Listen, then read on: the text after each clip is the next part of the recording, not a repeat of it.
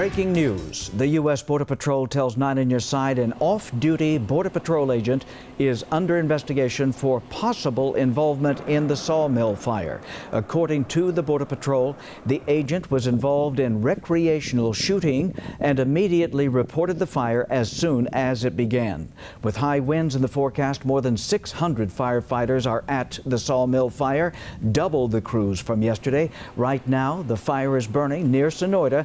It is being held at just over 40,000 acres. The fire is 20% contained with more than 20 different agencies on scene. Some good news, despite those high winds, crews say today was a good day and there wasn't a lot of fire growth. State Route 83 is now open after being closed for nearly 3 days. We have team coverage on this fire tonight. 9 on your side's Craig Smith is live on State Route 83, but first let's go to Jennifer Martinez in Sonoyta.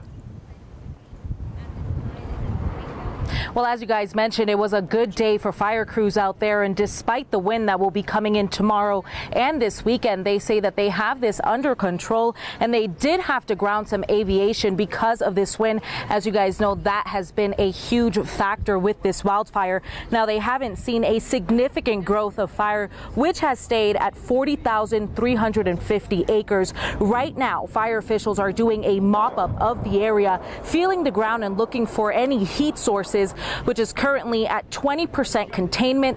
They're evaluating when evacuations will be lifted, but as of right now, Rain Valley residents have been asked to stay put. They were the latest of several areas to have been asked to leave their homes. A big reason that we still have those folks evacuated is that it was still an open edge of fire as of this morning, and just to be sure that we wouldn't have to allow people back in and then move them back out until we have that fire line secured and we feel there's no threat to people, then we'll allow them to return to their houses.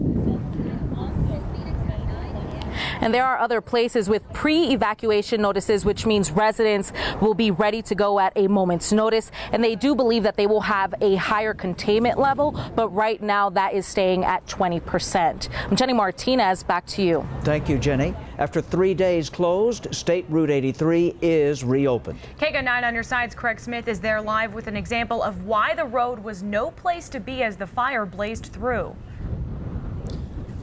Well, look at just the story written on the ground all around us. Over here on the western bank, you can see this charred earth from this fire, or perhaps protective backfires set to form a barrier to keep the fire from jumping the road.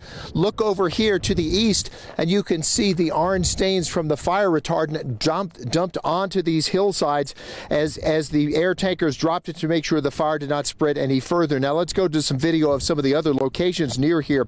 Here you can see more of the scorched earth. Even though it's been quite windy here, we were still able to feel a trace of heat coming off that burned ground. Now, the Arizona Department of Transportation says now that the road is open, you still need extra caution in some spots. In some spots, the fire burned the wood posts that hold the guardrails, so the rails will no longer protect you on those curves. You may also need to watch out for work crews who will be up and down Arizona 83 repairing those rails.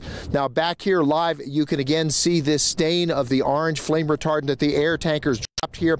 They have been very important because the fire is in such rough terrain, it's hard to attack it on foot and on the ground. Now, new at 6, you will get a close-up look at some of the crews preparing those air tankers, and you'll get a look at a new type of tanker that is joining the fight. Live along Arizona 83, Craig Smith, KGUN 9 on your side.